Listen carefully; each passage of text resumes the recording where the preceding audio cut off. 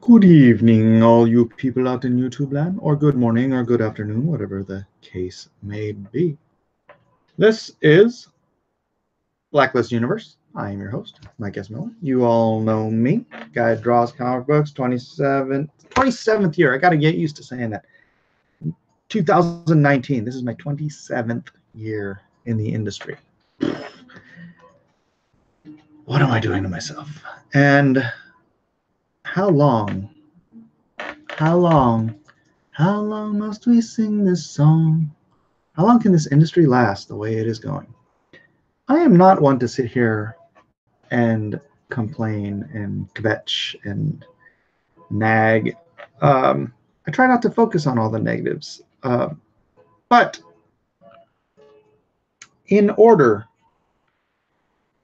to solve a problem, one must understand the problem. Yay, two of my favorite YouTubers. Yeah, Tug should be coming in here soon. I can bug him a little bit. Hey there, glad to be here, Mike. How you doing?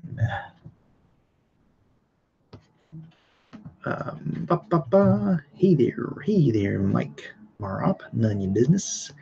A new disguise. Less than 5 years unless Disney bails them out. Well, that's the thing. Disney can't bail out the entire industry. I have actually written a little bit of a manifesto, and when Tug actually comes on here, I was thinking about sharing it with you all to see what you guys think, because it is fixable. It is fixable. Maybe not the direct market, but comic books as a medium, comic books as an industry. That's not really. Every time I pick this up, I just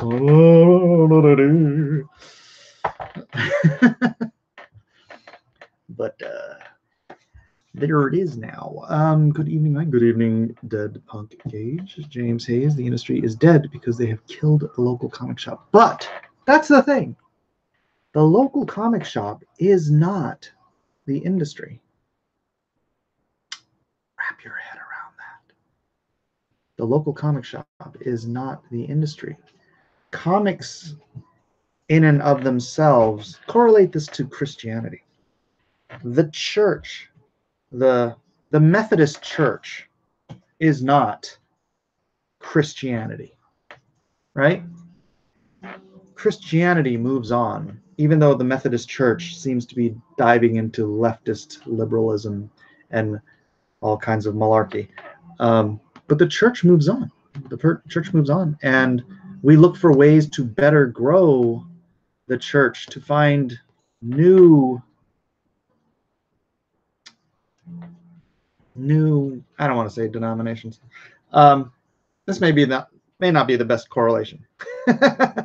Diamond has a stranglehold on distribution. Diamond has a stranglehold on distribution to the local comic book stores. I want Tug to get in. Tug, get in here. What are you waiting for? I want to read my manifesto. But I want to wait for Tug to show up. All entertainment and industries are failing. Just look at what happens to the video game industry, the tech industry, the movie industry. The charts are going down, and there are a lot of CEO leaving the ship. Tiger Hardy, is this the first time here for you? If this is your first time here, please do subscribe. 53 people here now. Please do like and share this out. Let's get some more people in here for this interesting draw stream. This was supposed to be a draw stream. I was going to start drawing, but then Tug got back to me, and he's like, sure, I've got about a half an hour to kill. I'll be right there. But he's not here, so I'm just going to have to do my best Tug impersonation while we sit here and wait for the real guy to show up. We don't like the term manifesto. Too Marxist. I do apologize for using the Marxist phrase of manifesto. I like it. Methodists are the potluck denomination. We may have to accept that the industry will now be digital or ordering comics online, i.e. crowdfunding. Berserker Pride say, hey there. Hey there, Pixel Trader and Brandon Moore. Brennan Pitts, it's nice to see you again. Hugh Hoyland, Serena Sketches, always good to have you here. Why does it have to be manifesto? Why can't it be womanifesto? All right. Who is Jesus? Jesus is the Lord and Savior. Does the Methodist method work? And every time I look at this on the screen, all I can think about is the torture device that Princess Leia had to endure. Like, it like floats into the screen after. I need to put some of those little needles and things on it to make it look more menacing. Of course, that might not be good if I pick it up and go like this and I stick a needle in my face. Mike, secretly from Kentucky. It does look like that droid, doesn't it? Oh no! Making that creepy noise. Is Indiegogo going to be the only way of getting comic books in the future? James Hayes asks. No, it is not. No, it is not. There are solutions. There are ways to rebuild, but, and it is sad to say, it might be necessary to allow the local comic shop to shutter. Because if they're going to maintain doing what they're doing now, what's the point of them? What's the point of them? They are so limited in scope and so limited in imagination. They are only they're only feeding the same people who've been there for the last 40 years buying comic books. Or they have wisely started selling Pokemon cards and board games and Doctor Who figures and Tug just said his computer needs to reboot, so he'll be here after that happens. Comics and stuff here in San Diego. They have about 9 or 10 stores, but I think they make. Hey there. Hey there. How's it going? Going all right. How are you? I'm doing good, man.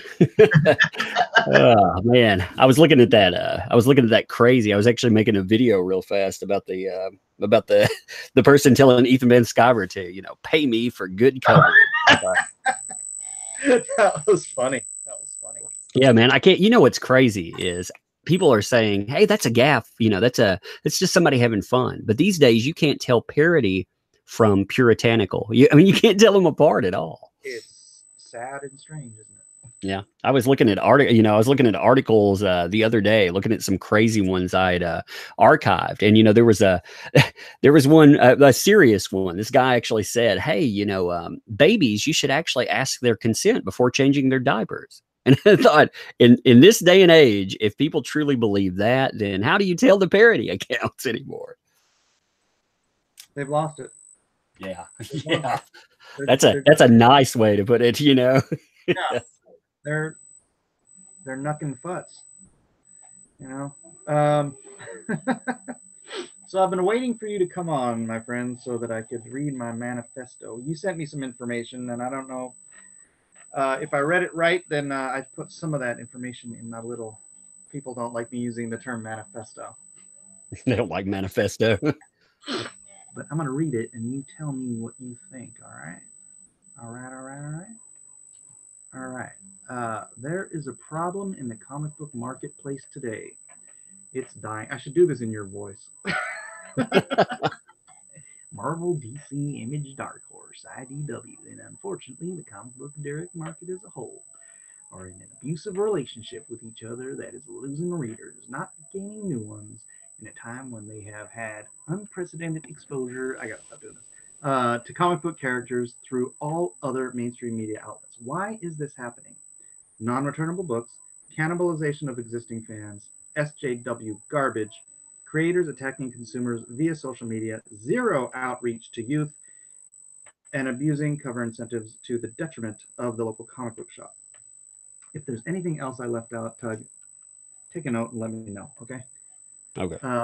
Results. Year over year, a 6 to 10% decline in sales numbers and dollar sales at a time of economic prosperity in the rest of the country, or the economy. Local comic shops closing at a rate of 50 to 100 a year at a time when there are only 1,500 shops still open. A tipping point will soon be reached when the direct comic market will simply implode, unless something changes. Solution. Comic books will not go away. The comic medium is alive and well. It is the marketplace that must change. In the past year, really the past 8 months, a new marketing and distribution model has arisen and proven itself practical and successful. The influencer crowdfunding market known as Comicsgate has seen over $2 million in successful campaigns by a handful of professionals making up the bulk of the sales, and numerous young upstarts who have followed the model to varying degrees of success, but almost always to success. The model is simple. Influencer produces daily content via YouTube. Influencer announces and promotes a crowdfunding campaign via Indiegogo.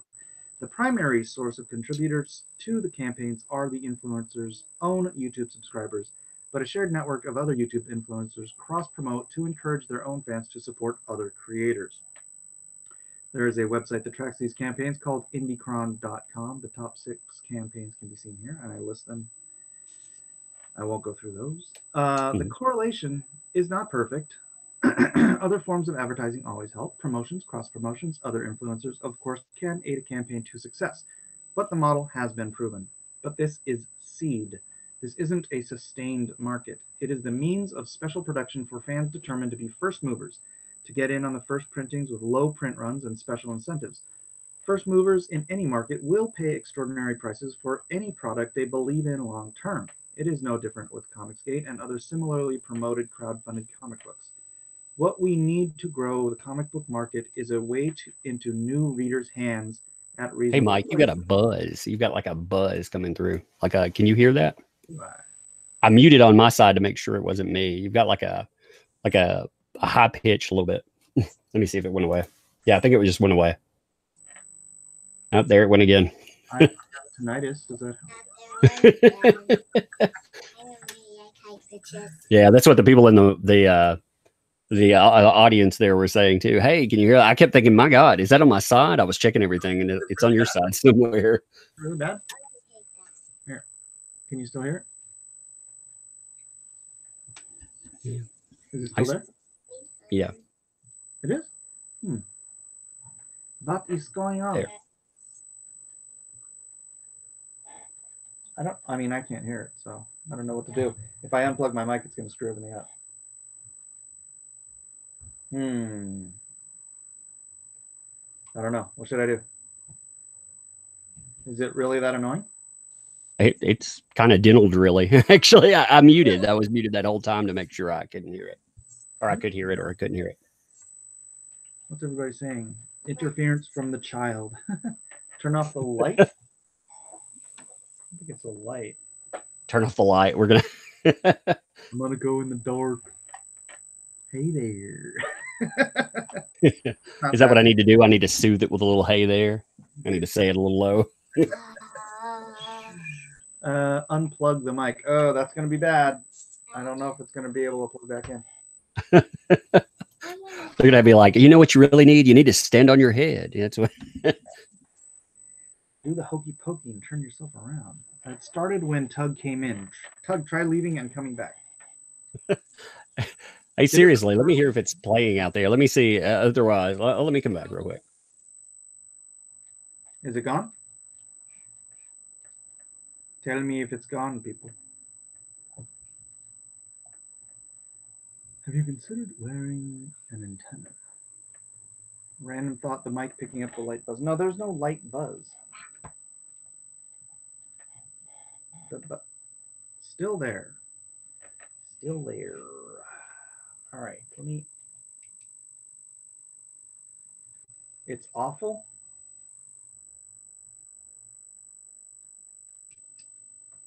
Could you use the headphones? Yep. Well, still there, apparently. At least I wanted just to make sure. I have those boomer moments. Isaac, can I use your headphones?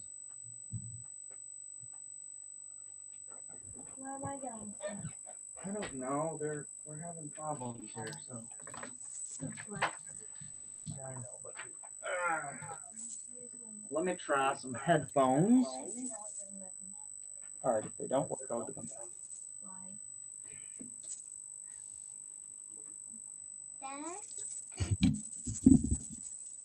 Kyung Lee, what's up?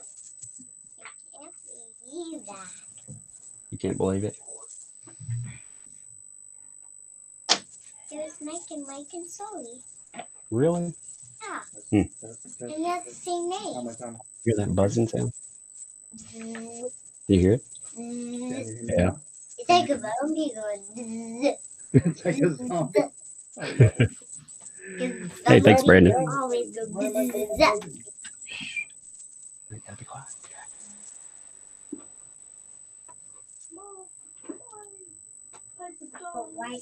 Test. Nothing. It's still there. Oh my It's gosh. still there, still magical. How about now? Oh, still there. Oh my. What's the part? All right. You're malfunctioning, Mike. I don't know what's happened to you. Thanks, Magaban. Yeah, we found out, by the way, that we will be welcoming a new addition to the family in a few months. So I'm gonna bump out. all right. And bump back in. Ooh, look, Mike left me in control. I wonder what kind of bad words I can say here. I mean, exactly how does that work? Shh. Oh, baby. Can hijack Mike's stuff. Thank you. Yeah. This is not the boomer you were looking for. Yeah, that's exactly the way to go. Yeah, Doug's been busy. Yeah, exactly. You know, every now and then when you're banned from live streaming, you have to have something to do. Some of us, we act, well, some of us make videos. Others of us, we make umbrellas. Oh. Test. Is that working? People were telling me that I should cuss like a sailor while you were away. How's the buzz? I actually do not hear it. I don't hear it. Yeah. That was all right. All right. Yeah. All right. Maybe God doesn't want me talking about my manifesto. Maybe he just didn't like the word manifesto. Maybe that was it. Maybe he agreed with the audience. All right. How far did I get?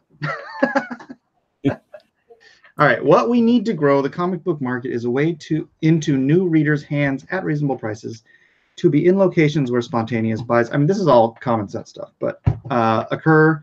And when a mother wants to quiet her rowdy child, where a child could spend $5 on a pack of Pokemon cards or buy comics with action, adventure, and fun instead, we need to bring the spinner rack back.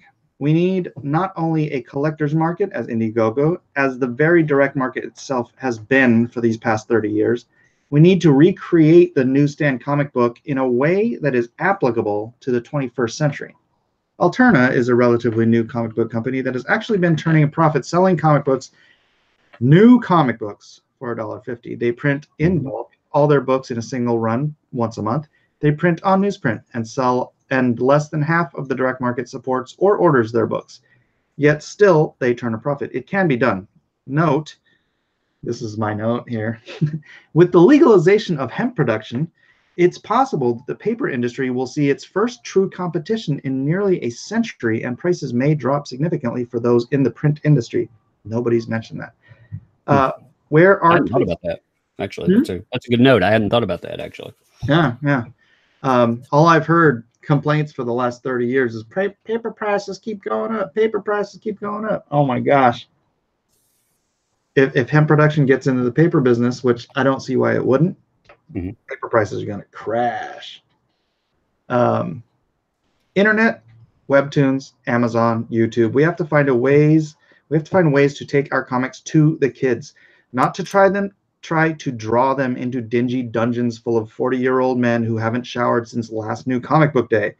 Kids are out there. They'll read comics. We just have to make ways to get them into their hands, be that in paper or digital or even dramatized webisode form. Then I list Amazon direct market website sales, subscriptions, Etsy, eBay, Walmart, Target, dollar stores, candy shops, toy stores, coffee shops, the PX. The places that comics could be but are not is literally endless. We must find ways to place our product there and motivate kids or their parents to pick them up. Doing good and marketing at the same time. Seeking out donors who will fund the production and distribution of comic books to deployed troops who will in turn come home as fans of our books and our people who supported them. Donations to children's hospitals, to homeless shelters, to foster home charities, to schools, anywhere there are children who cannot afford entertainment. These children will grow up, and nobody in America is poor forever. Today's Lone Star, Imaginaries, and Atomic Family can be tomorrow's Teen Titans, Avengers, and X-Men. The world changes fast nowadays. We have to be able to pivot on a dime and constantly seek out new and innovative ways and places to get our content into people's hands. This cannot be an effort to just chase a dollar today, as that is the very cause and the destruction of the direct market we are watching. This is about foundation building for the next generation of intellectual properties that kids of today, as adults of tomorrow, will spend their hard-earned paychecks to go and see at the movie theater, if they still exist. Yeah, I took my daughter today to the LCS. I was going to pick up a couple of comics, and she was like, "Hey, I want 3 comics." I was thinking, 3 comics, man, that's like $15. You had 5, so you get 1. Try to teach her about that, and that's a sad thing. I mean, when you get down to it, you can only, I mean, at these prices, that is. And then the risk and talking about the quality of comics these days too, there are talents out there. I mean, that's one good thing I think about Comicsgate. We've had a lot of good talents. There's some good talents just out there as independents, or here and there, depending in the big, say 4. But there are that first hit of comic, it's got to be good too. You've got to convince that audience that could go out and buy a video game or do whatever. They want to come back for a comic book. Yeah. It can't be a little slice of a story that makes no sense, has no beginning, middle, or end. That's yeah, I hear you.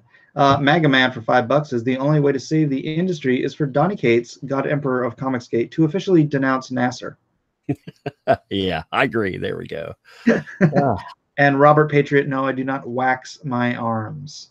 If you look closely, you can see I do have fine little hairs on my arms.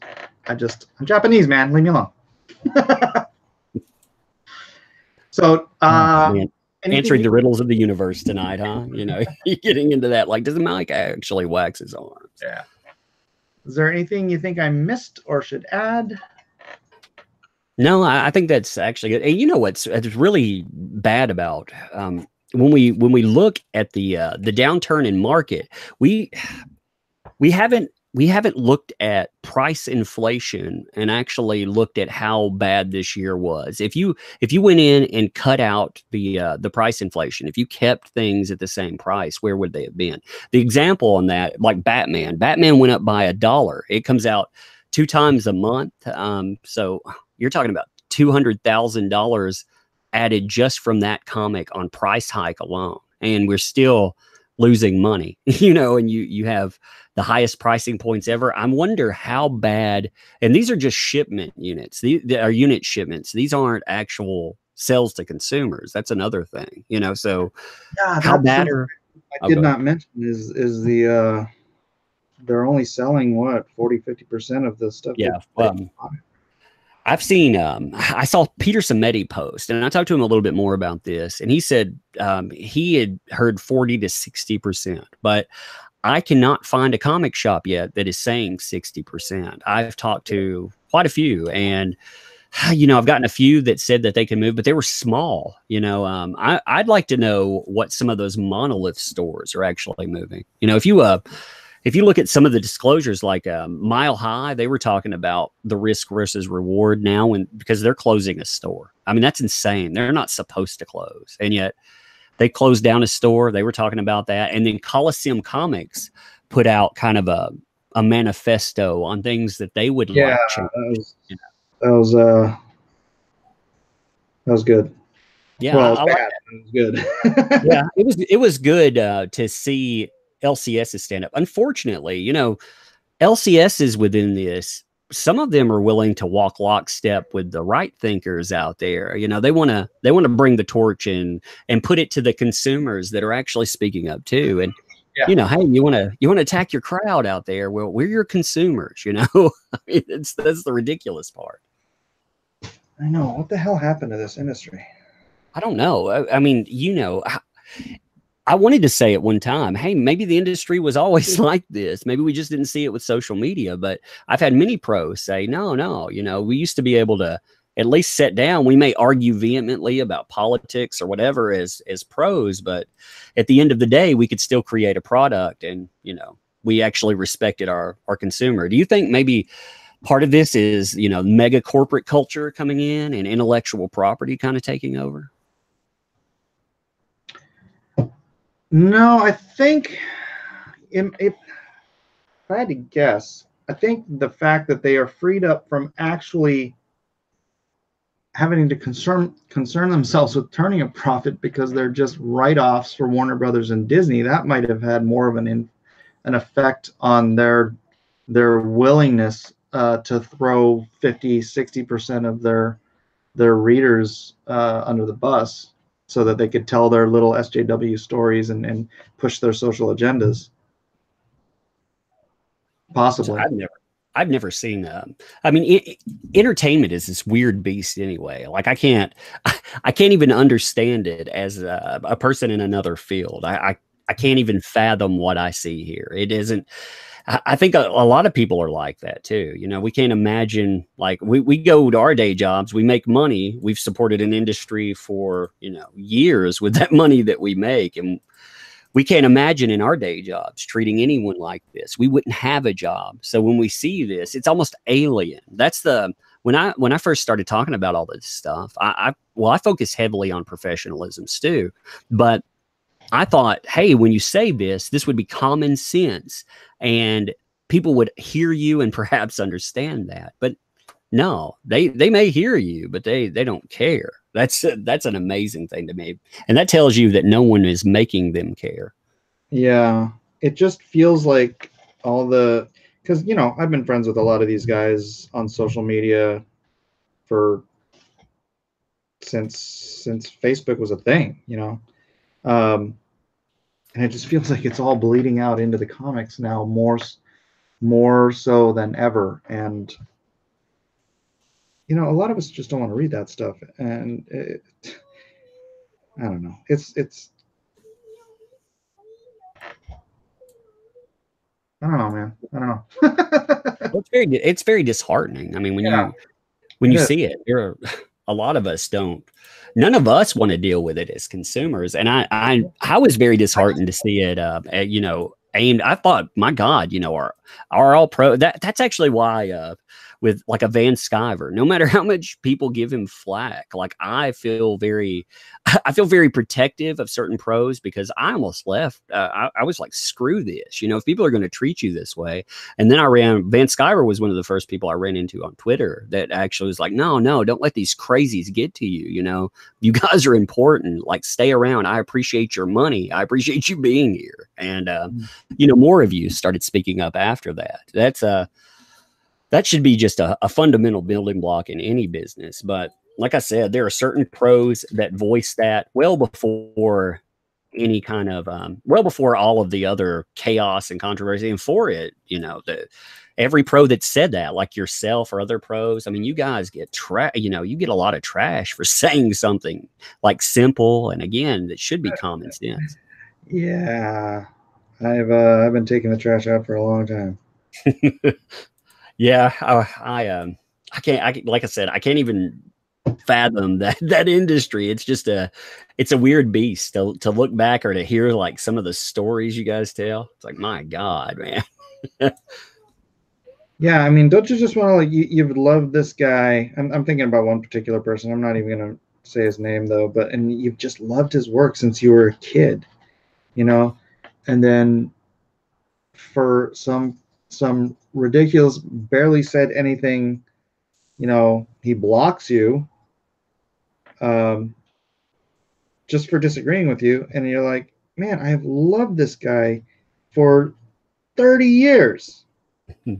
30 freaking years, and social media has ruined it for me. I think that about a lot of them. The big old prick. I'm like, my God, I hope to never see. I hope Brubaker stays away, because I really like Brubaker's work, and I'm afraid that every pro out there. Not only that, I like when I heard Zach talking about, hey, I got inside sources. I was like, man, I gotta have some of those. So some of these pros that seem very professional now, yeah, I heard about a big pro. I can't say. I feel we're going to have another denouncement coming up in say in a month, and this is going to be one of those people that everybody, of course, is saying, oh well, they're above all of this. They're a great professional.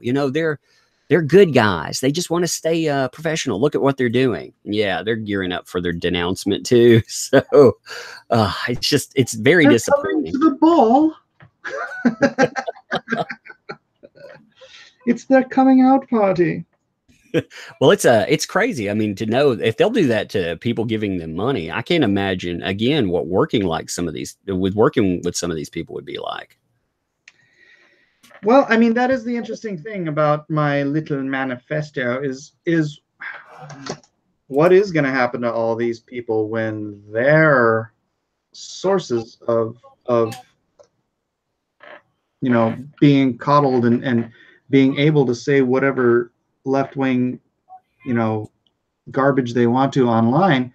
Marvel and DC end up closing up shop because Warner Brothers and Disney decide they'd rather just license these things out. They don't have. I think they're already losing money. I mean, okay, like IDW. IDW has allowed a lot of this nonsense. In fact, their How did EIC, they hire Chris Ryall back? What the heck are they thinking?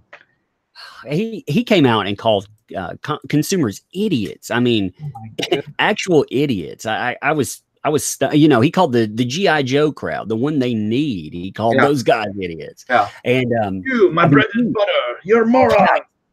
Exactly. Why would you spit on the people that are actually paying the bills? And he got fired and then of course rehired for some reason. They actually brought him back. That's what I don't.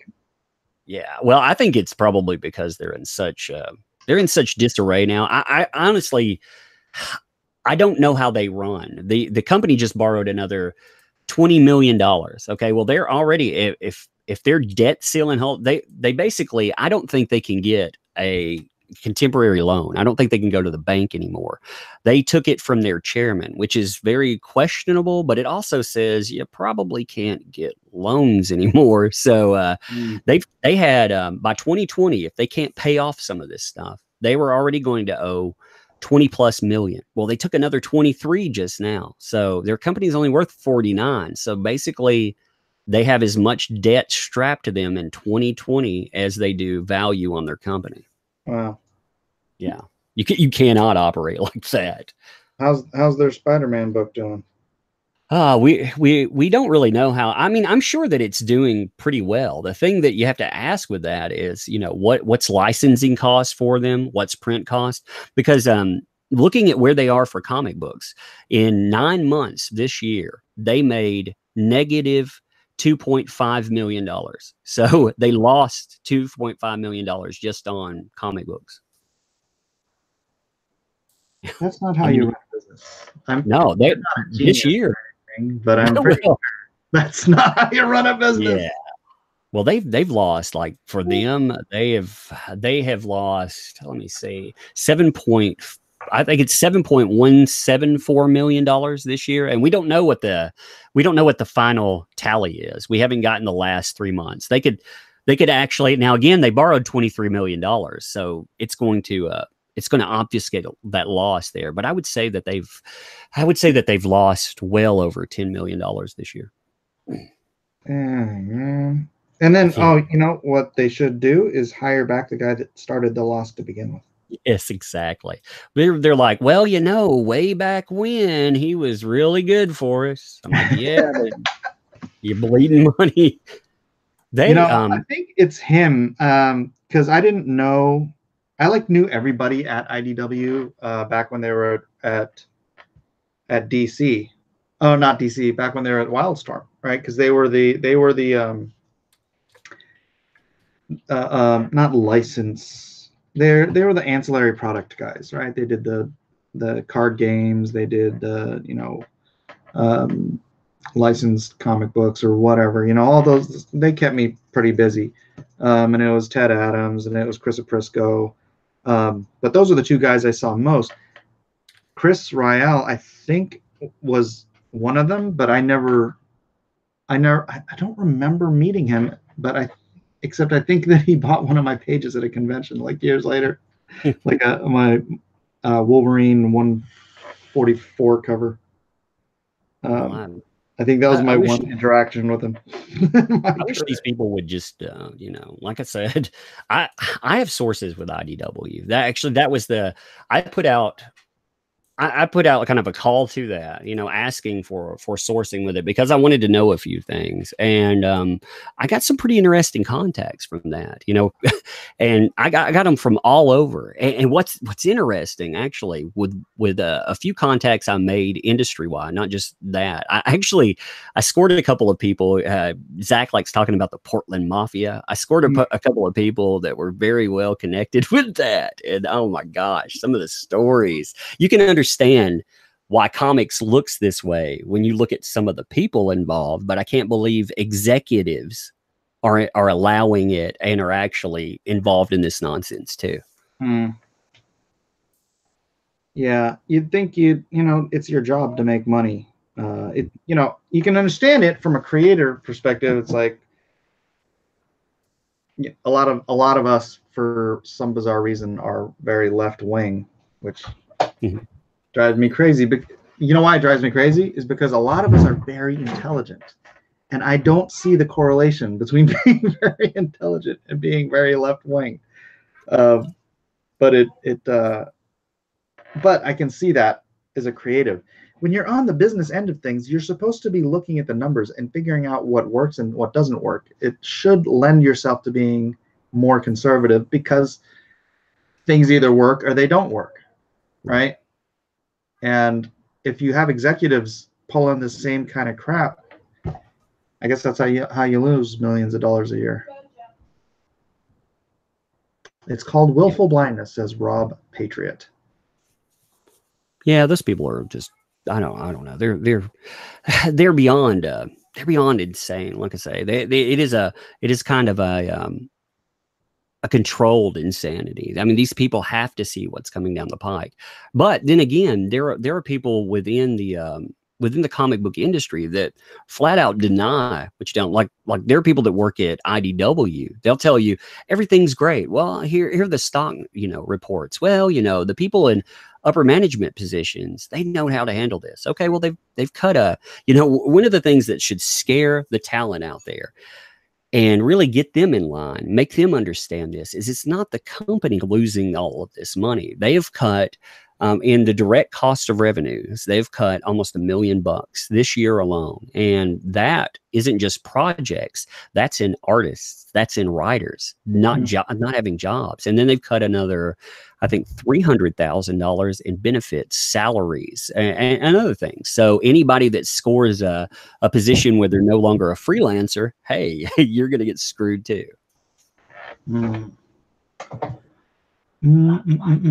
They're intelligent but not courageous, so they go with the mainstream, says Dooms. Yeah, okay. Hey, you're making all kinds of noise. Ooh, gummies. Stealing candy from babies. I wonder what the tipping point is in the market. I wonder exactly how many shops you can close down before you destroy your distribution system. One of the things that's never covered in all of this is the fact that there's only a certain percentage of shops that actually carry the bulk weight. When you look at, like, say that Coliseum Comics that was talking, they have what, 8 locations. So, I mean, they have 8 locations they're speaking for. They buy for all of them. And they were talking about, you know, again, buying bulk weight out there and cutting back. So what happens when, say, a Mile High or a Coliseum, when they close? I mean, that's not like closing down a shop. That's closing down something integral to the process. And a few of those have fallen this year. How many of those can you lose? Mile High have? I'd have to look, actually. I can't remember. They don't have many left, actually. You know, they're going for more of an online presence. But when you say, you know, I'm an online presence, they may stock certain things. But a lot of these places are talking about just going to subscription only. So what really happens there, that's where this kind of stuff here, it should worry a lot of those people that can't behave right. A lot of them are freelance or, you know, indie artists, and they don't have a home to go to. So the things that a Marvel, again, the big 4, maybe the big 5 are allowing, they're basically killing the market. If you could get into Diamond, yeah, I mean, what's that going to mean when none of these shops will carry your stuff? Yeah. Yeah. Now that that's what I've been saying, is that it's Diamond is kind of like eating its own, you know. Yeah. It's created its problem because they're chasing that dollar today, and they're not investing anything in the future. They're just squeezing all the blood out of that thing that they can until it just shrivels up and dies in their hand. It looks like Diamond is not. If some of the things that have been noted behind the scenes, and also there are a few other things that have been put out there by accident. It looks like Diamond has not replaced a few positions that would have been integral in the past, and it looks like, you know, the positions that are there, they're not only overworked, but again, it looks like, you know, they've got to actually be experiencing a revenue loss. And when they're not going in, when they've been asking for more submissions than they would have in the past. They're talking about a different screening process, but it looks like they're opening the floodgates. It looks like they're trying to maximize profit. So they're doing that, which is, again, they're doing what Image did. Image was just picking up freaking anybody because they knew that it doesn't matter how their books sold, they would make that $2,500 a month. You know, and when you're publishing 100 books a month, and each of them is giving you $2,500 a month, that is a nice chunk of change every month. But if Diamond's doing the same thing, that's not healthy for anybody. I mean, it's just people that are going to be losing money.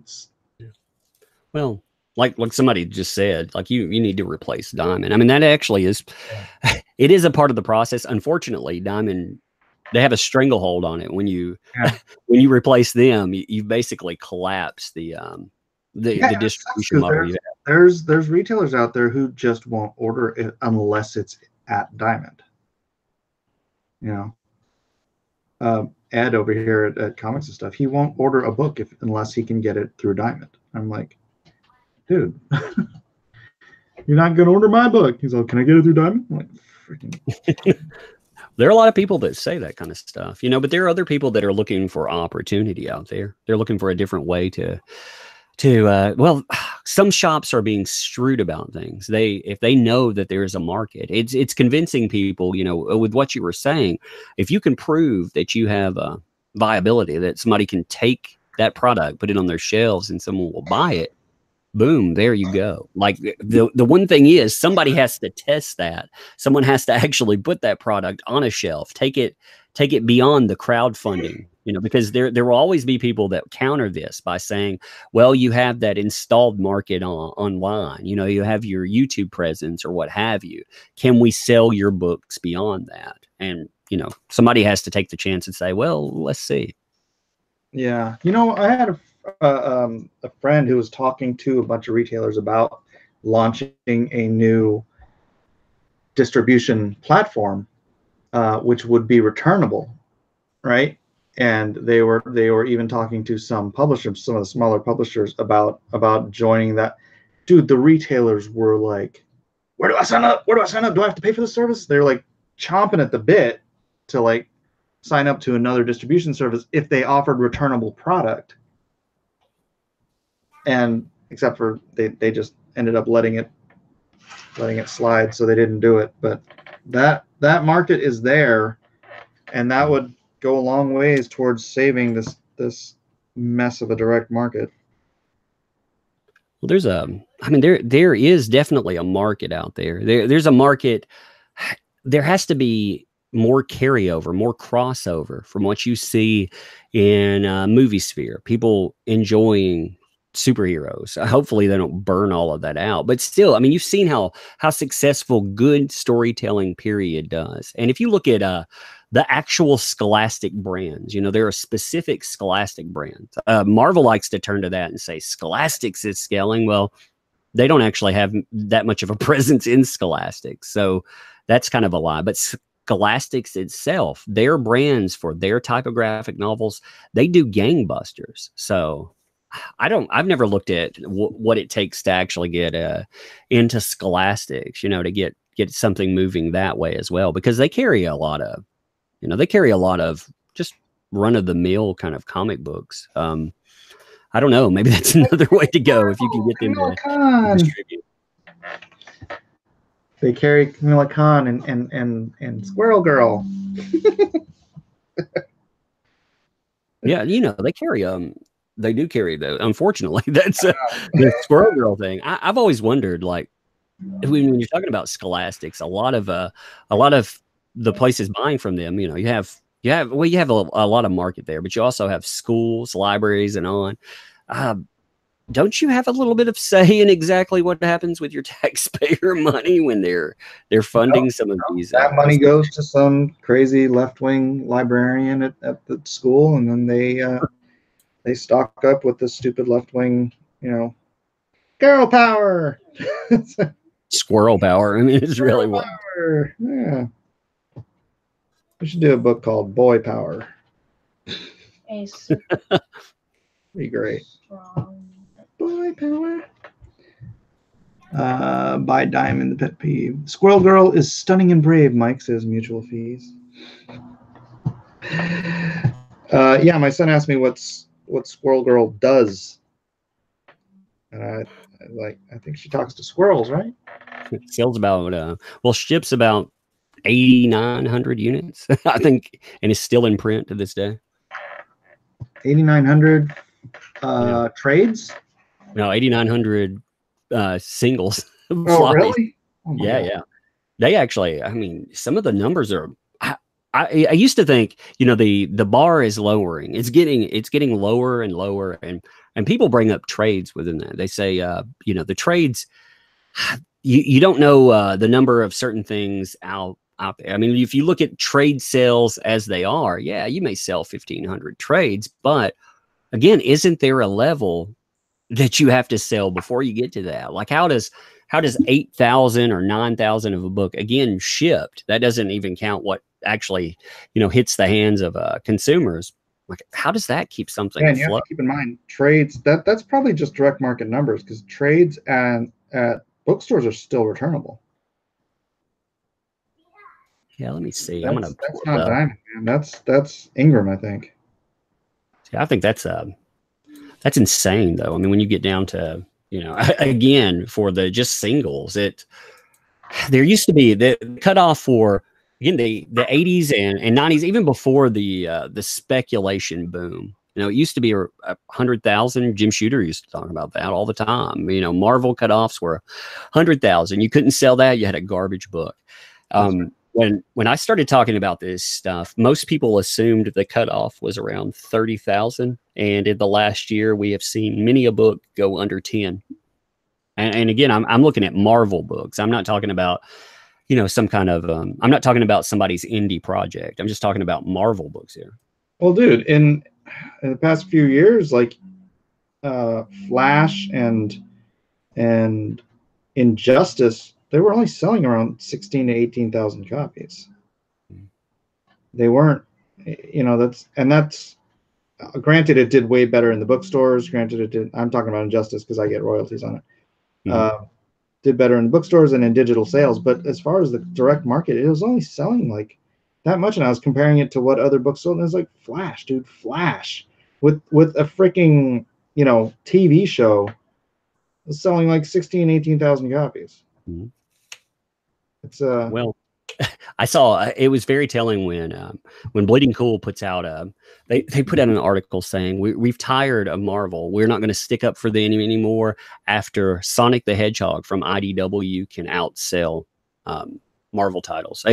The Miss Marvel with with all the publicity and everything that comes up with it, Miss Marvel only ships around 600 more units than Sonic the Hedgehog. So yeah. Iceman ships less than Iceman, with all the hubbub about that, bringing it back and everything. It last time, again, we only have numbers through 3, but its last shipments were under 11,500. So just bad stuff. Yeah. And they're never going to put that in trade. So that's a loss. Yeah. That is a loss. I mean, if you've got a book selling 10,000 copies from Marvel or DC, you're spending $15,000 actually producing it. You can take the hit short term if it's a book that is going to do well in trade long term. But Iceman, that's never going to be in a trade. No way. That I honestly think that was you had Glad come in and tell Marvel essentially, your movies out there, your products, we want you to have X amount of your products you have a specific, well, you can imagine what they ask for, and it has to showcase that, not for you to just identify a character a certain way, but showcase characters this way. Now, I think that they actually they quite literally put things out there so they'll fill that void, so that you appease certain people, so they'll go and they'll see your movies. You get good headlines, people go see your movies. That's where your real money's at. I don't know, but I want comic books to succeed. I want entertainment. I don't really care about identity, pro or con. I don't really care what's there. I want to enjoy my comic book. If it's entertaining, you can make anything entertaining if you have talent behind it and you have people that are passionate about doing that. Yeah. Well, I mean, that's a totally different problem. But it is sort of a commingled problem. There's this cookie cutter mentality, and it has existed for longer than just the last few years. You have a comic, it's got to be out monthly. Most editors are just looking for somebody to fill their gap. They're not talking to people and being like, hey, do you have like a really super inspired story idea for X-Man? They're just like, hey, we need a writer. Are you busy? And that's kind of that's why there's so much just crap. It's because they are a machine. What does Edwin call it? Corporate comics or something like that. That's exactly it, man. It's already on the little tractor moving along. You got to drop an artist on there. You got to drop you got to put your wheels on here. You got to put your bumpers on there, and you got to get it out the door. And that is not how you create inspired artwork and inspired stories that you want to read over and over again. It's just get it out the door.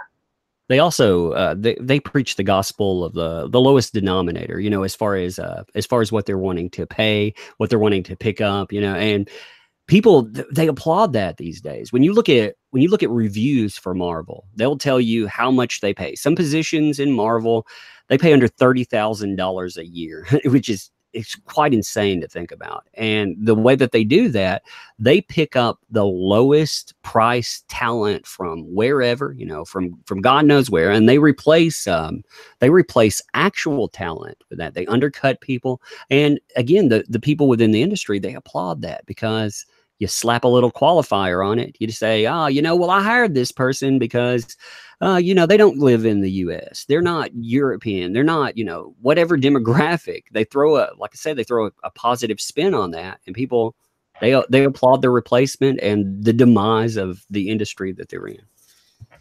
Yeah. I hate that. I mean, I want the best talent out there. I mean, I want talent from everywhere, but I want talent. That period. I don't. You know, I want to get to know the talent maybe in a showcase or an article or whatnot, but I don't know. I miss the times when I would mispronounce names, you know, quite badly because I only knew the creator because their name was on the comic book. I didn't. If I followed their work, great, but you know, it wasn't about that. I just want to build a company where everyone who's working on every book is just completely inspired to do the best work of their careers. You know, whether they own the characters or not. You know, it's a dream, but it'd be great. I mean, look what we're doing. Look what Mitch is doing. Look what Ethan's doing. Look what I'm doing. Look what a bunch of these guys are doing. We're doing the best work of our careers because we care about this stuff. And lo and behold, we're getting paid enough to actually work on it and put our best efforts into it, which the one time I know of that happening was in the 90s at Wildstorm. Jim was paying people $1,000 a page and not giving them deadlines. Travis would take a week or more to do a cover, you know, and he would just, people were just pouring their guts out into stuff because they're getting paid enough that it didn't matter. You know, they're not trying to make their rent because Jim was paying them. And, you know, Rob was doing the same thing at Extreme, I think. Pretty sure. But yeah, it'd be great to get into a situation like that in a modern context, but produce better books, because he obviously didn't spend any money getting good writers. Well, you can. I mean, I fundamentally believe you can do that these days. I mean, you know, this model right now of connecting with your audience, of actually building an audience that will stay with you. You know, people that otherwise might not even be seen. I mean, look at some of the smaller creators that are starting and that have grown. They've grown a brand. You know, we actually know a lot of the personalities there, but we have people that will follow them and they'll support them, or, you know, mainstays that have gone out and like yourself or like Ethan or like Mitch, you know, you guys you've basically spoken to the you know, the consumer that's frustrated and said, hey, you know, I'll fill that gap there. You know, I appreciate your money. You know, I don't think that's a lot to ask for. Not, hey, let's all be buddies. It's, hey, you know, appreciate my money. That's the thing. Well, I appreciate the fanship, however you want to qualify that. I'm glad it comes with money often, but even guys who can't afford it, if they're here and they're spending their time here and they're telling their friends about what we're doing and the books we're producing and stuff, that's more valuable than any single purchase, you know? Yeah. Well, I avoid words. I really try to avoid words like friendship, because people, you know, they get people can seem like you're this is a new thing. This is a brand new thing where you have audience contact and on. And like I said, I try to avoid the word friendship so people don't get confused on that. Pros are there to yeah, it's almost like a Comic-Con every day. You can get to know those personalities, you can enjoy them, and you know, I mean, maybe you can, you know, again, fanship or whatever. I actually like that word. But I mean, maybe there are friends that are made out of that, but at least there's a connection on a certain level. You know who you're supporting. To me, that matters. After being insulted and becoming keenly aware of the people in the industry, it does matter to me now who I give my money to. It really matters. Yeah. You don't want to fund people who think so little of you. Sorry, I'm distracted. There's people talking behind me. But yeah, people are going to insult you and block you. And I mean, we've all heard this stuff 1,000 times, but it's actually not on my. I don't talk about it that much on my channel, do I? I'm always trying to be positive and whatnot, but Yeah, there's just this seedy underbelly of closed-minded, angry, I don't know, bitter people, I guess. Yeah, that's basically my channel content, you know. I cover those people. You know, I want people to understand. Like we need you guys illustrate a walk toward. I always looked at it in two portions. We need people to understand when there's a decline. You can talk about why there's a decline and what you're walking away from. You know, they're not going to listen to you anymore. Look at what they say here, and you know, some of us still illustrate that. Some people illustrate it just from a comic book review. You know, and some people illustrate it by looking at professionals or culture and all. And that's what I find fascinating. I find the whole culture of entertainment, not just comics, because it's bigger than comics, but it's like certain parts of entertainment. If companies allow this stuff in, yeah, I mean, it's it could be over and done with. I think we'll see.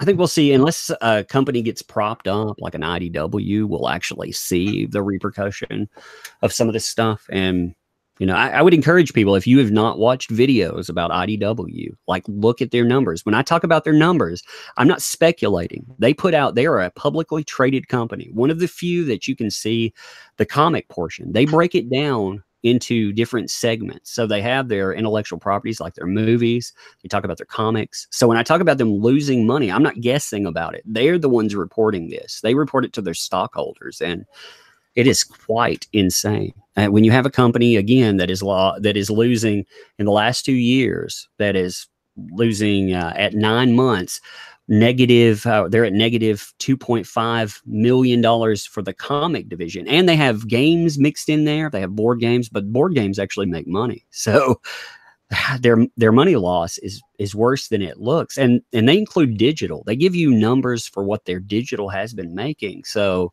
the excuse of, well, they're making something in digital, yeah, that doesn't fly. It's not there. Yeah, and if you guys, I mean, I'm pretty sure everybody already watches your channel, but if you guys don't, definitely go. Tug's got all this stuff. He's got video after video after video about stuff, and he just gets into all the numbers. It is pretty depressing, though. Yeah, some people actually do. You know, I cover some morose stuff. You know, I covered. We won't talk about those other types of depraved people, but I cover some horrible people because I want it all. I want a new entertainment industry. I want something that I can feel good about. I can feel safe about taking my kid to like a con or something. You know, I don't have to deal with some of the horrible stuff out there. And maps. You know, maps. I couldn't believe that you know, so many people were saying that's trolling. No, that's actually not trolling. That's real. That's very real. Did you use that piece I sent you? I've not in what I'm working on. I'm working on something bigger. I did one video on maps, and I'm working on a follow-up that's better, and I'm going to use that one on the front of it. I'll put it in there. I think it's good. Man, my maps are pedo. I think it became one of my most viewed cross-examinations. That's a controversy, you know, controversy. Yeah. Well, that whole, you know, people try to turn this stuff into an us versus them. If there's a subject like this, hopefully most rational people can stand up and say, yeah, there's no room for this. There is no us, there is no them. If you find out somebody has some, you know, if you find out there, however you want to put it in acronym, if you want to call them a map, a pedo, whatever you call them there. Like if you find out someone's like that, there is no us or them. It is what it is, and it needs to be gone. It's just that us should be everybody, and that should be very few at all. Yeah, them should be the people that well, we're talking about. That should be it. That should be it. Oh, Drawn and Quartered Fan Edition is live on the Chester Busby YouTube channel. Always vote for Booster. Joshua Hughes is trying to get people to leave my channel. Thank you, Joshua. I appreciate that so much. Hey, you can't blame people for trying to market other channels, though. I mean, I didn't have to read it out loud. That's true, true, true. I don't. I wish that. I hope that this is the answer for at least some. I mean, I hope more pros wake up to what's going on. Again, I've gotten to the point, though, I guess with covering pro behavior and whatnot, I demand a certain level of, again, respect for at least the money. And if I've gotten to the point, if I don't know about a pro, if I can't track their history and know that they will stay professional, I don't trust them. I see them as, I see them as somebody that's going to come out and give you that middle finger, going to go out and say, I'm going to denounce this group of people because, when I see like a Donnie Cates, that was supposed to be that, or a Jeff Lemire that's supposed to be that. I've seen so many, and yeah, they all run in the same circles. They're all buddies. I wish sometimes, like I've been given screenshots of direct messaging groups that have a few of these people in them. I've been given shots of what certain people, like say a Scott Schneider, says. I've seen some of the stuff he says, and people were still taken up for that guy, saying, well, he denounced that, but there is no but. Anything, if you see that reflection out there just a little bit behind the scenes, those people are probably 50 times worse than that, 100 times worse than that. And yeah, it's very discouraging, but I do try to say that people, right? Yeah. Well, that's why people need to come to channels like yours and then, be, like actually feel a little bit less disheartened, because there are people out there that will, again, value you as a fan and value you as a consumer. I know there's good guys out there who, they may not even be on the internet. But there's some big A-list guys out there who are, one of us. Right. So you're never going to hear. It's not everybody. That's what I'm saying. It's not they've come out for Comicsgate or they're secretly some, crazed leftist who hates everything but the people that believe exactly what they do. No, there's good guys out there, and I don't know, hopefully someday we can all join hands and rebuild a new industry. I see more and more people talking about how the industry is having problems. There are more pros speaking up about that. When I first started talking about numbers, Gail Simone actually told me that I was a conspiracy theorist. I was talking about IDW stock reports. So covering stock reports is conspiracy theory. I mean, man. Yeah, it was amazing. But I mean, you had people that would tell you that was the deflection point. Now even people like Gail, admit that there is a problem out there. Of course, they don't admit that part of the problem is them, that them mistreating people may drive people away. But hey. Well, how could it? They've been on social media for years and they still have all their following, all the people following them. It was like looking at Eric Larson's 35,000 followers. Right. And meanwhile, his book sells like 3,800 copies. Well, that's because, people they can follow you for free. There's actually I don't know if you heard about the Universal Fan Con. It was supposed to be the biggest and newest type of Comic-Con out there. It was going to be the new diverse Comic-Con, and it was advertised everywhere.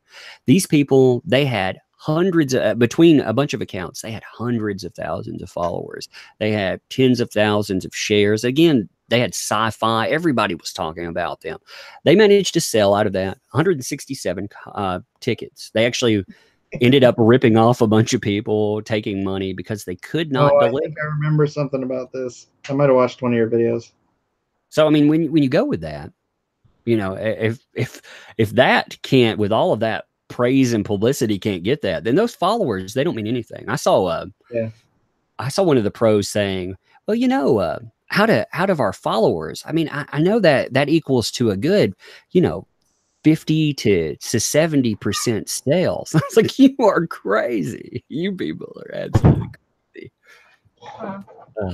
Mommy wants you. It's my family. How many kids you got, Todd? I have one, and we just found out Yeah, that we got the little one on the way. Tiny toes. Yep, in that's my- it. We got my daughter's been talking about. I've been telling her, she'll have to share her Christmas presents and stuff. So she's coming to the conclusion that it's going to be good, but we might have to give up a little bit. It's a airsoft gun. Talking about Larson, I've been amazed that guy is he's an exec. Like we were talking about. Hold on a second. We were talking about Israel. This guy's an exec. He attacks consumers on a daily basis sometimes. Oh, Eric? Yeah. Oh yeah. He was actually, I clipped this. I put this stuff in a video. He was telling people that, hey, when people were writing into Image and they were complaining about all of these things, we were getting lots of letters, but I could tell you people, you're not actually consumers of Image comics. So it didn't matter. Like, not anymore. Yeah, exactly. There you go. Oh man, someone said I got, that's 3 more to go to catch up with you. I'm going to have a kid race. Yeah. Well, I'm not racing anymore, so feel free to do as much. I think I'm going to be. I think 2 is plenty, so I think I want to be out of the race there. I think I'm gonna be good to go. Yeah, it's fun, dude. Have more. Oh man, yeah. Have as many kids as you can afford. Well, I can. Is that monetarily or peace of mind? Well, actually, you know what? I don't know. It's like sort of weird catch-22 because if I could have 100 kids, I'd love it because I just love kids. I love having babies. I love all. But you can only spend so much time. I mean, I'm such a busy guy already. If I was independently wealthy and I could just, hang out with the kids, going fishing or something, I don't know. But I only have so much time, and so you can only dedicate so much time to each kid. It's cool because one of them's always here, right? If you haven't noticed, one of them's always in the room with me. We talk occasionally, whatever. They're playing video games. I'm doing this, but we're here. We're together, and that's neat. I like that. But again, you only have so much time. So if you want to, you don't want to just blink and they're grown and you're like, oh crap, did we even have a conversation? Captain Black Cheesemo for $10 says, do you guys think the big 2 can attract Generation Z? I'm 18 and part of that generation. I don't read manga, but my peers do. To me, I think my generation of new customers has been stolen by manga. I read manga right now. I'm definitely not Generation Z, but yeah, I think you could win people back. You have to actually make something that speaks to them. Again, they need to take the lessons that are there in manga, like what actually speaks to that generation. Not just beyond that. I mean, manga, you get good value for your money. I mean, you get huge books for say a $10 investment. I'm getting something that would be the size of a $40 or $50 book if I actually bought it in one of these collections from comic books. And story-wise, amazing. That's why they tried to do the Black and White Essentials books from Marvel. I don't even know how those ended up doing, but a lot of people, they just in those who aren't used to manga, they just don't want black and white stuff. I like black and white. I actually like I like that scale there. I think a lot of people. I mean, look at things like The Walking Dead. I mean, look at how well they did. The way if you tell a good story, ultimately getting back to telling and having phenomenal art. I mean, that's part of when I say telling a good story. I'm not just saying obviously if we're talking about sequential art form, we're talking about great art. But I mean, if I could get if I could get someone as a brew baker on any story, I'll buy whatever comes out from a brew baker. I love his storytelling process, and there are certain artists that I do the same thing with. You know, certain artists. It's funny. That's how low the freaking bar is, because I think Walking Dead is boring. Yeah, it is now. It is. I actually thought it was. I thought it was kind of interesting because it was new. Yeah. At one time, and then I quit after the 4th graphic novel when they got to the prison. Mm-hmm. See, I went through the prison, and I actually liked what they did with the prison, and you know, I liked the conflict that came with it and on. But after that, and the show suffers from this as well. It things, you know, how far can you go? Ultimately, you're either going to you're just running around. You're dealing with the same type of conflict, be it human or be it zombies, and zombies. You have to be very careful in that, not to. I mean, they're almost like a force of nature, and you can't ignore that force of nature. That force of nature is going to take out people every now and then. You can't ignore it, but sooner or later, you're either going to deal with it, or you know, you're going to be decimated, or you're going to rebuild society. I mean, it's got to go one way or the other. Or you approach it from a more realistic perspective, which is, unless a zombie's making new zombies, all of those zombies would have rotted in about 2 weeks. You might. It would have been just puddles of goo everywhere.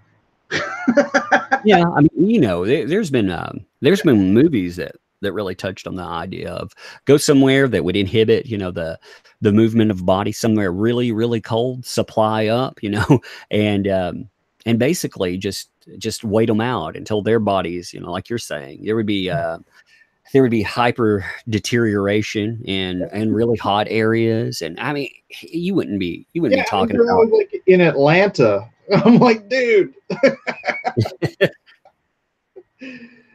you would die from the smell, I think.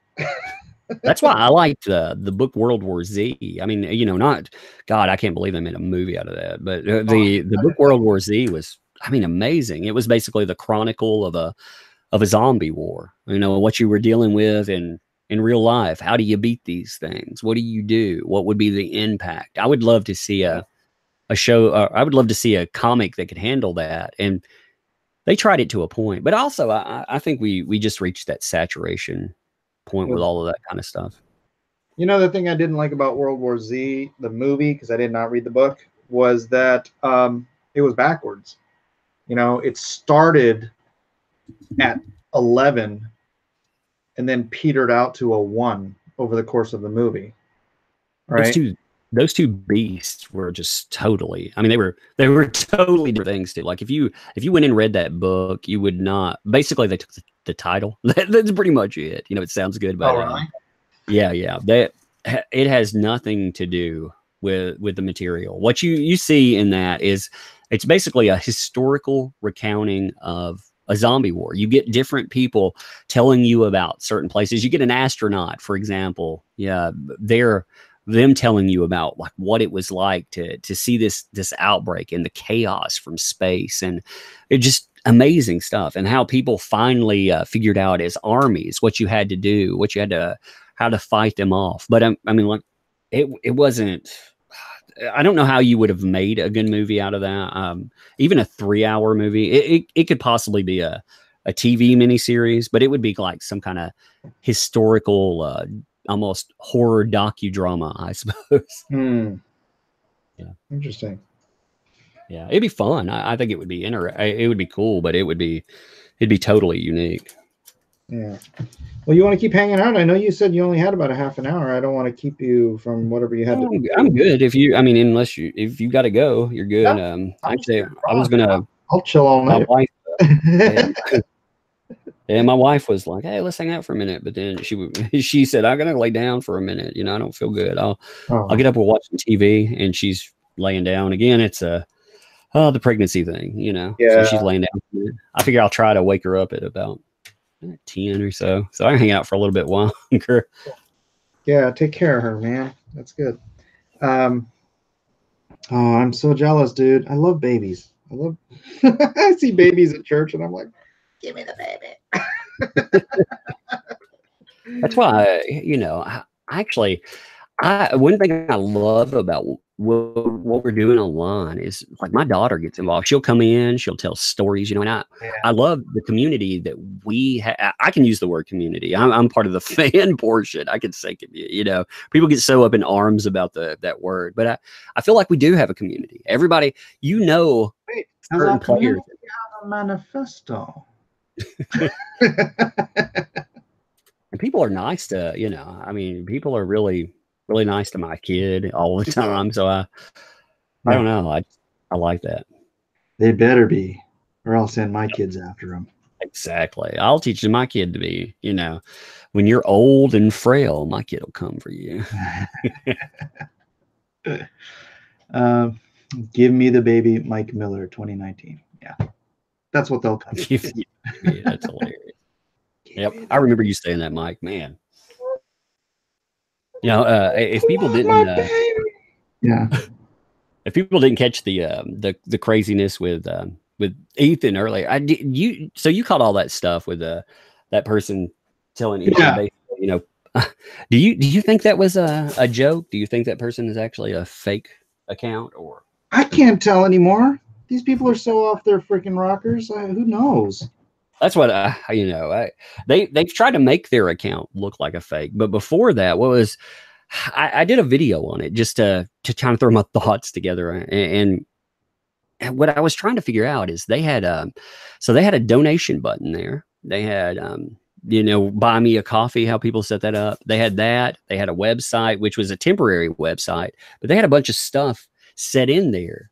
And now, of course, they've tried to make their stuff look like a gaffe. What was very interesting, too, is they had changed their name from a prior name. And Google actually still captures the old name that they had. And if that name is correct, you know, because it's a person's name, if that name is correct and you go and source it to other articles out there, you may just have somebody that's legit, and not only legit, but has put out quite a bit of material. Again, it's all speculation. Maybe they are, again, a joke, but oh man, it would be very interesting to find out. Somebody that's sourced in that community basically said, hey, pay me, and you know, you can be virtuous again. You want to hear something a little silly that I was doing, but I was like, okay, I'm not going to do this. You know how they did the Trump wall GoFundMe? Yeah. Right? And now it's almost at like $20 million. And then a bunch of idiots started doing the ladders to get over Trump walls GoFundMes, which were making like, you know, $1 million or something like that. I started doing a shrubbery for around the wall. And I was putting, you know, Monty Python stuff up there and stuff. I'm like, somebody's going to take this seriously. It's, you know, it's amazing what people will. It was the Nights Who Say Knee video as my video. Have you ever been amazed by what people will give money to? Yeah. You said that almost. Yeah. People actually give money to my campaign. They're crazy. Actually, you know, seriously, I read through your. I read through the whole thing, and I thought it was actually interesting. I want to know where it goes. You know, I thought you delivered pretty well on that first issue. I have not. What I want to do when I'm finally off my live streaming ban is then I want to be able to review comics with my live streams, because they actually have better hits than an article. If it's something mocking something, yeah, it gets good hits, but unfortunately, positive praise these days does not actually accumulate hits. So live streams, people actually will respond. I figured I would talk about certain portions, again, not go through the whole thing or anything, but you know, catch maybe 5 pages in there, talk about style, certain things I like. But I liked it. I thought I think people will be very pleasantly surprised. Thank you, bro. Yeah. Thanks, man. I like the fact that you got some acclaim from a big dog out there too. You know, seeing Ben Shapiro. You know, I thought that was awesome. I haven't heard of that. I couldn't tell. You know, when you were not bringing that up at all. I was trying to find some other way to milk that without looking too much like I was milking it, because it's been what, a week and a half, something like that. I do have it pinned to the top of my page, so just in case. And it's funny because I have had a steady daily trickle of new supporters every single day. I mean, it's not like it blew the gates off the doors or anything, but for a campaign that had essentially been dead in the water for a month, man, it's nice having, daily, every few hours I look and, oh, hey, I got another one. We've got to figure out, I think as people who enjoy stuff, if we're truly talking about projects and truly talking about backing creators, we also have to figure out how we want to promote, and we have to be better. There was a time when people were just openly, promoting everything, and it still goes on. But I think you have some big names out there that they don't do a lot for, they talk about problems, but they don't talk about solutions. So, if you see a problem and then you see a solution being presented, why don't you go after that? I think we're talking about something. Nobody wants to name any names, so we probably ought to. No, I'm talking about a positive way. Like I'm just talking about, I'm not talking about like anybody that's doing that terribly. I mean, there are a lot of people that don't do, and they again see a problem, but if they see a solution, they should talk about a solution. That's the thing. And that's why I did the manifesto thing, because I'm like, it can't always just be about what's wrong with the industry. It's like, what can we functionally do possibly to actually move this industry into the 21st century, because we're dealing with a bunch of 20th century problems, culminating on top of new 21st century problems, but we're not addressing that there are solutions. And granted, little old me, I mean, the whole Comicsgate thing is a single portion of a solution. But we're going to need something bigger. I mean, Pete Smetty might be onto some good stuff. We've got to work towards the solution, not just keep haranguing about the problems. Yeah, I mean, there has to. I think there has to be a fair mix of that. I think you still are reminding new people. I think we get, just like you said, you get new people backing. That's because new people actually hear. I feel burned out. I can imagine sometimes how people that have been doing this a long time feel. They feel very burned out talking about it. But at the same time, there are still brand new people all the time that are just now hearing about how this person acts or interacts, or exactly, what's going on in the industry. I think don't get me wrong. I think it's important, because if you don't recognize a problem, you can't fix it. Right. But I think we also need to be putting some effort into finding solutions. I mean, brainstorming, come up with possibilities, and then try to find ways to make those possibilities realities. Because I don't want this industry to go away. And I mean, comics are never going to go away. I might have to go order them all from Japan at some point, but Well,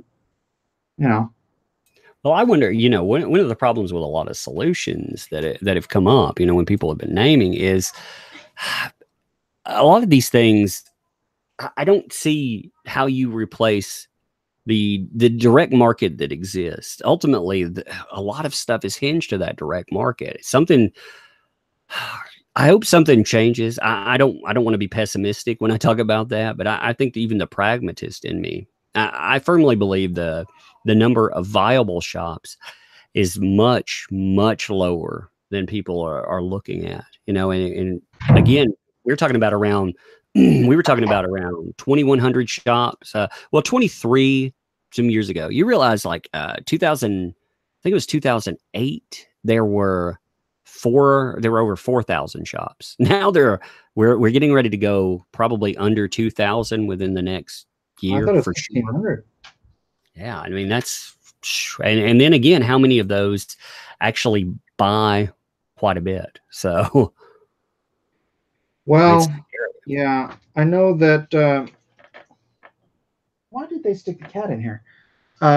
Most, I think most shops that are making the most money, they aren't relying on comics. Comics is just like one wall of a store where they're selling toys and games and Funko Pops and Doctor Who figures and collectibles and puzzles and all this stuff, and it just becomes a specialty shop of geek culture stuff rather than, it becomes a mini Comic Con rather than a comic book specific specialty shop, because there's just so thin a profit margin. The cat's ripping the foam off my wall. Do not leave a cat in my room. At least that's the way the comic shops here in San Diego are. I've seen a lot of the discussion about, carrying woke comics and, however you want to spin that. And we've seen a lot of those shops go under. I expected that. I actually expected, to separate those off. But again, when you see those big dogs, the comic purists, as the store managers, I will not carry Funko Pops.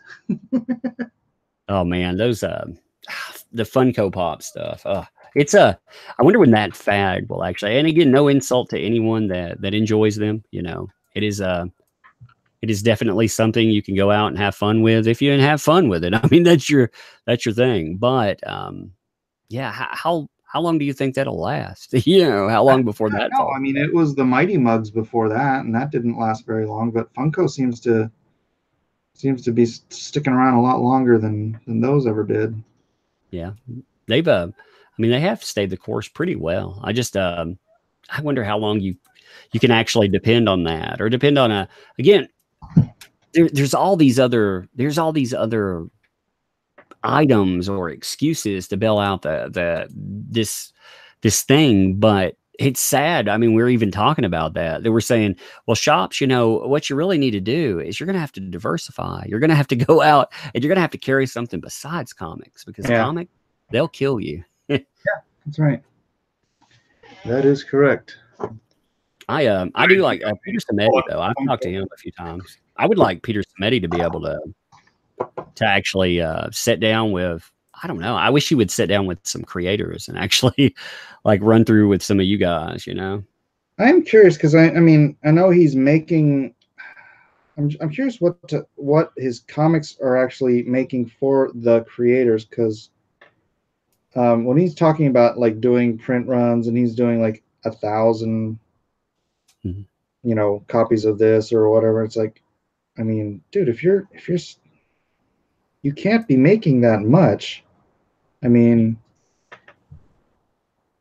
even at regular full prices, the guys at Punchline, selling 1,200 copies or whatever, they're not making a dime. Yeah, and that's a $4 book, I think, right?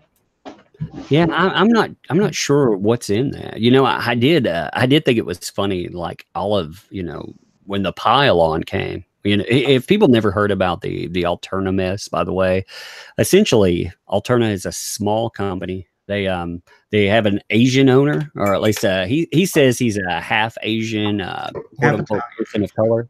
Throws it out there just to kind of counter. And when he talks about appreciating the dollar spent, he talks about that all the time. You traded your time for money. That's irreplaceable. And you gave him money, so he's going to thank you. So he thanks all consumers, and he believes you should have a social media policy where you can, as a creator, you can block people, but you can't block indiscriminately. Yeah. So he got dogpiled for, actually, he's been dogpiled before. And I think it was I don't think it was about anything other than one specific SJW with a huge ego attacked him. And he told them, I'm not going to do what you want. And when he did that, he finally crossed the line with the Right Think crowd. And, they, a certain one had enough pull to attack him, and they found ways to attack him. They got everybody involved. Even Mark Wade got involved. So, but,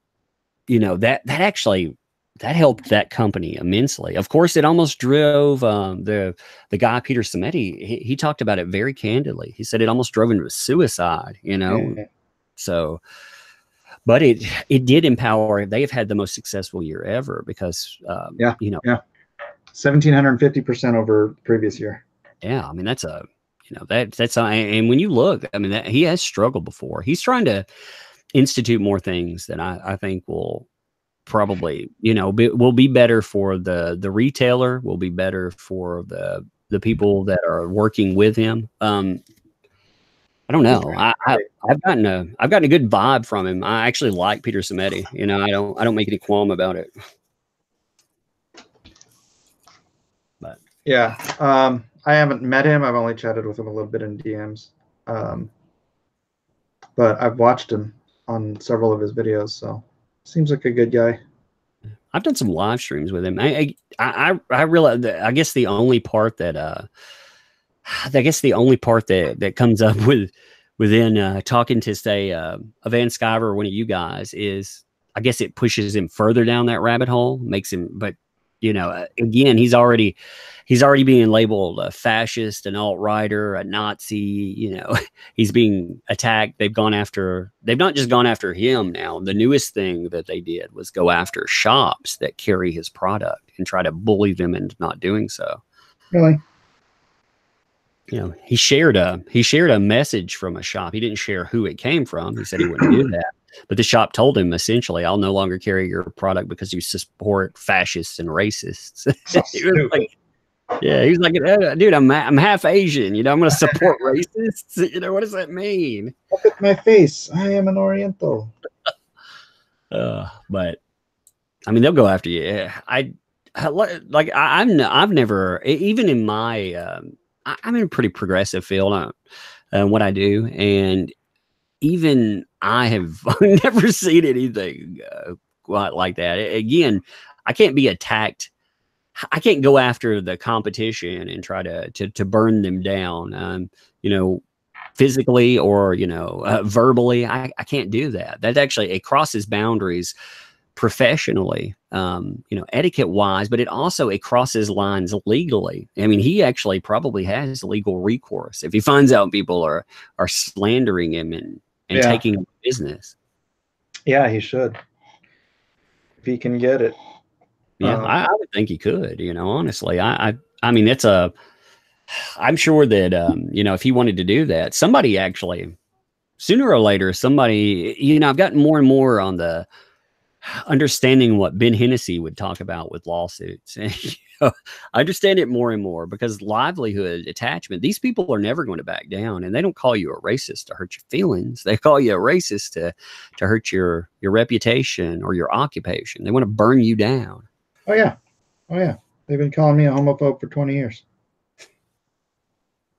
It's a mess, man. Well, yeah, actually, I remember like the first thing I read about Mike Miller actually was, headlines like that. I thought, okay, well, of course I don't give any ground to that. I want to get to know the person, but it's very well, I did that with Box Day because everybody's calling Box Day a Nazi, and I'm like, yeah, they call me a Nazi too. So I went and I researched stuff he said, and I'm like, oh, he's a Nazi.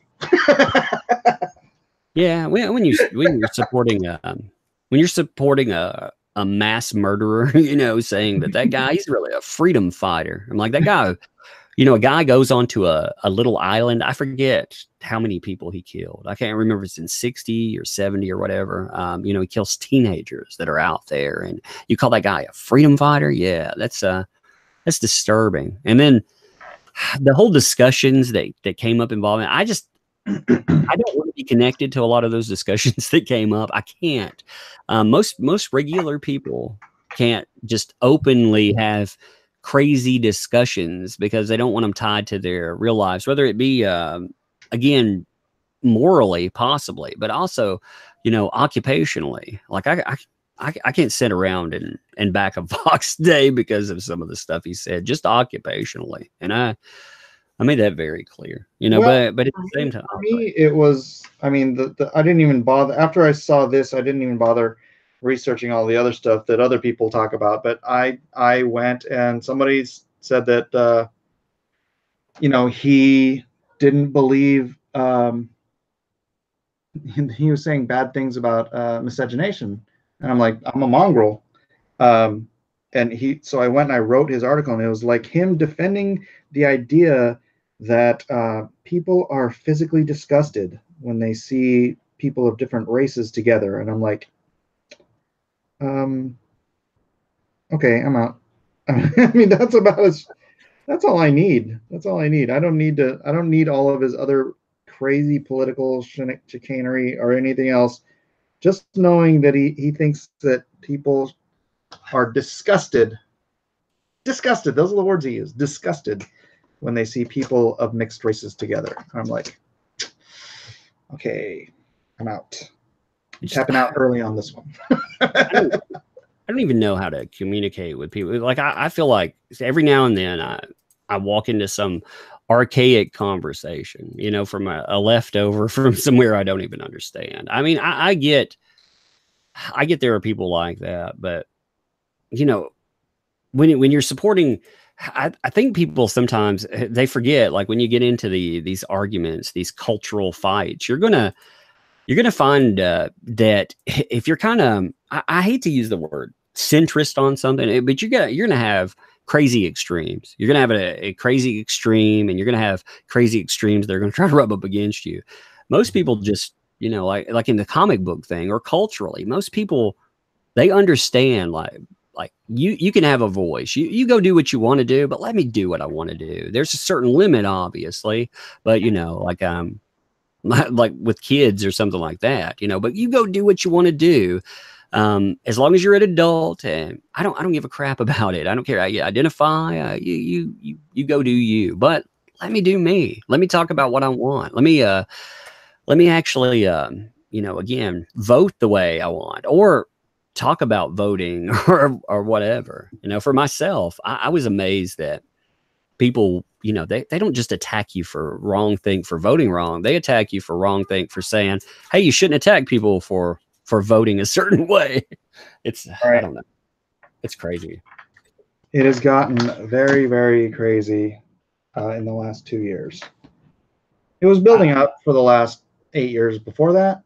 But boy, something happened 2 years ago that just turned a whole group of people into psychopaths. I can't remember what happened 2 years ago. Yeah, I wonder what that event was. You would think it was a cataclysm or something. The way people. Yeah, I think the sun was blotted from the sky or something, because it had to be something so profound. And it's amazing how insane, like the lack of the attacks on the same party lines. Like I saw this guy who was talking about, hey, if you want people to come back to your fold and you want them to vote the same way again, then you need to, when they talk about, mending fences and on, you need to not attack them. You need to not try to destroy their lives. You need to not go out and attack their jobs. The guy that was doing that, he worked for one of the gaming companies. I can't remember which one. And apparently, after he posted that, he had hundreds of calls trying to get him fired because he was saying, be nice and try to mend fences. Fascists came out in force. Yeah, it's amazing. That is the most ironic thing, is that they are acting 100% like fascists, and then they go around calling themselves anti-fascist. Well, that's isn't that the best thing? That's what we should have, gone with. We should have had a better name there. We should have put like anti-fascist and comics game. Be like, but we said anti-fascist, so we're the good guy. Yeah, we'll be anti-Nazis. Yeah, there we go. Anti-Vox Day. Anti-Vox Day. It sounds like a relative you don't want to pop up. Oh man, Anti-Vox Day is here.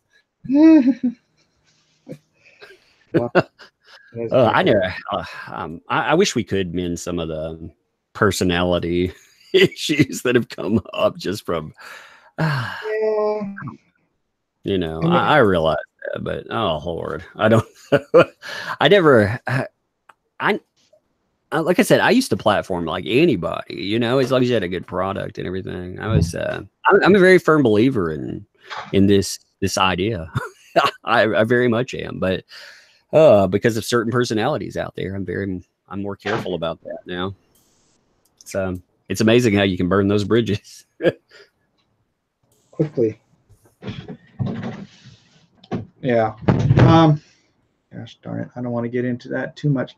No, it's a slippery conversation there. Yeah, the slippery slope. Let's see, where are we right now?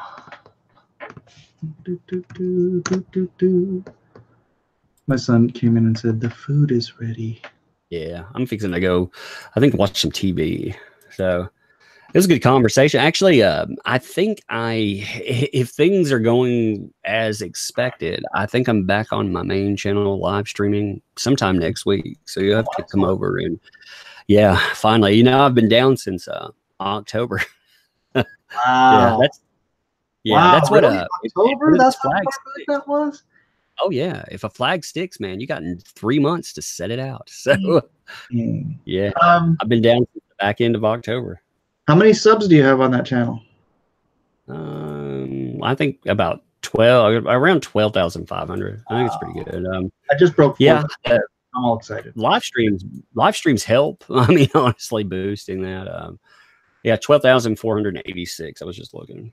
So wow, yeah. That's going to be hard because you have to rebuild that channel now. Yeah, well, you know, it's still still rolling as far as video posting is going. So it's is it? Yeah. I post videos. I keep it going on the day, but I mean, it's on. I don't want to call it autopilot. I can't speak to people there. I still do live. Someone who sounds just like me, because obviously I would not violate any rules, but the Umbrella Guy loves to do live streams. He does them every day usually, but yeah, that's about to come to an end. I don't know. It's not as much fun doing that. Plus, I mean, if you basically took what you built and took a fourth of your audience and went somewhere else, it's not as fun. Yeah. Well, all right, Tug. Thanks for coming here, man. I got to invite you over more often. Yeah, man. I appreciate it. Yeah. And everybody, thanks for being here. Tug's going to go watch some TV, and I'm going to go eat something. So, bye. Everybody get over to the Umbrella Guy and sub to his channel if you have not already. I'm sure you all already are. But he's a good guy. He's got great videos, great information, and we will see you all next time. Say goodbye, Tug. Goodbye, Tug.